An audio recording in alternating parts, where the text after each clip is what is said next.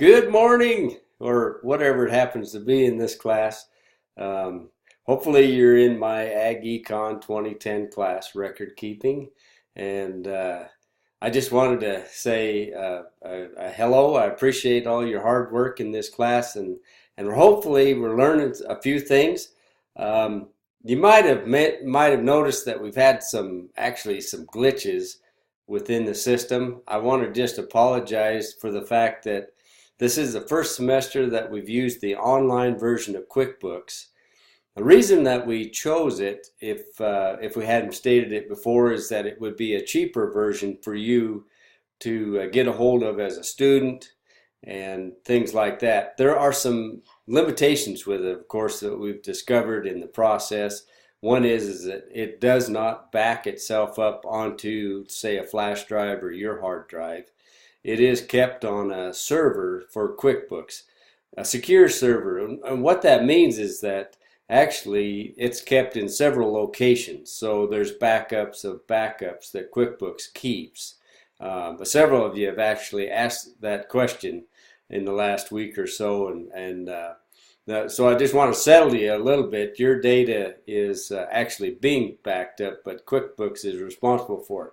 That may make you feel a little uneasy. Maybe it does me as well, but that's just kind of the way that we've got to live with it as far as that goes. The other part of it, and probably the main consideration that we had when we chose the online version, was the fact that rather than having you invest $179 to figure out whether you would use this with your operation, or if you were a full-time student who wouldn't be using a record-keeping system for some time, we tried to keep the costs down as far as that goes. So that's the two reasons that we gave, and hopefully they're good enough. And if you have any questions about it, then I'd be glad to answer them for you. We're gonna actually back up a little bit, and I've discovered one option that we have with QuickBooks. One thing that you may or may not have realized, but when you're setting up a company at the very beginning, it's very, very important to progress with pragmatism.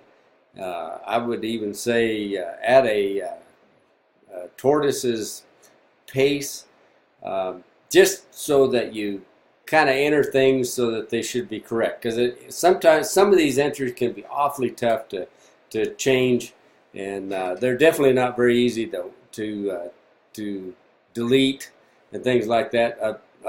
I'm not an accountant myself. I've of course run several businesses and been very, very involved in record keeping in those businesses, but I've had to hire a lot of accountants.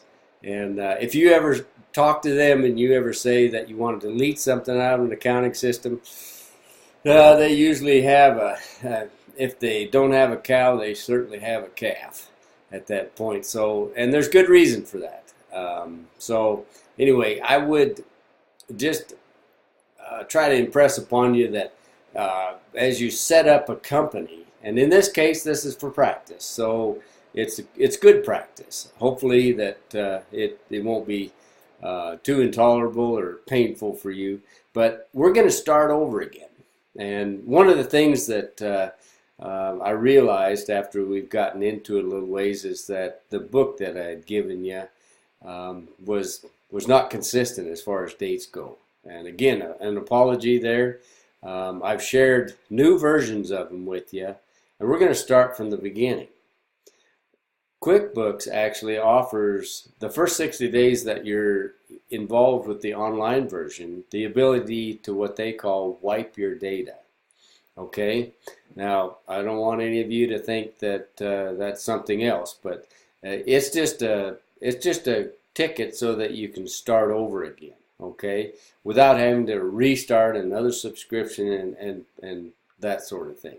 So and this is something that we do in my in-class version as well, is that we actually set up this company several times just to give the students the benefit of going through that process so that they can make some mistakes the first time and not have to worry about it and come back and realize that, hey, listen, the reason that we set the company up as of 12/31 of the previous year is for good reason. Okay, and you don't really know that if you haven't set up a company before.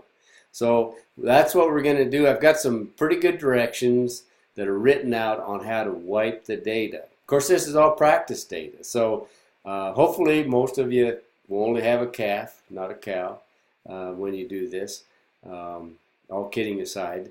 But we're hoping that you learn something. We're going to speed up as we get into the class a little ways. And you know, my biggest concern in this class is not how far you get in the data entry phase, but is in fact if we give you a tool that you'll use in your everyday life and that will make it better and make you better managers, better decision makers, and all the rest. So anyway, that's a little bit. I hope you'll forgive me, but we're going to backtrack up a little bit and we'll get on. I always invite you. I've enjoyed visiting with many of you already, but if you have any questions or if you just want to bounce some things off of me, those are the things that really give joy to my heart from a teacher's side of things, and maybe we can discuss it and give you a little more insight as far as why we do some certain things. And I just like to know what's going on out there, that there's another beating heart out there as well. So don't think that your concerns and things like that aren't being considered from this side of it, because we really do, and we count on you.